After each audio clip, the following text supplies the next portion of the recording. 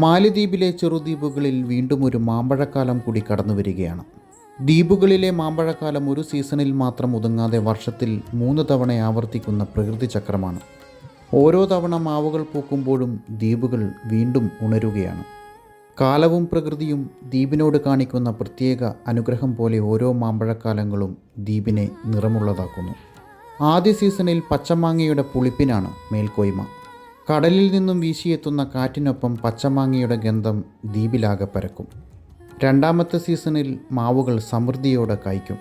കൊമ്പുകൾ വരെ ചായ്ക്കുന്ന മാമ്പഴക്കൂട്ടങ്ങൾ ദ്വീപിൻ്റെ സമൃദ്ധിയുടെ അടയാളമാകും. മൂന്നാമത്തെ സീസണിൽ മാമ്പഴത്തിൻ്റെ മധുരം അതിൻ്റെ പൂർണ്ണതയിലെത്തും. മാമ്പഴത്തിൻ്റെ തേൻമധുരം ദ്വീപുകാരുടെ കാത്തിരിപ്പിന് ലഭിക്കുന്ന സമ്മാനം പോലെയാണ്. ഈ രുചികൾ ഇവിടെ മാത്രം ഒതുങ്ങി നിൽക്കുന്നതല്ല. കടൽ കടന്ന് മാലേ സിറ്റിയുടെ തിരക്കേറിയ വിപണികളെയും ഈ മാമ്പഴങ്ങൾ നിറമുള്ളതാക്കുന്നു.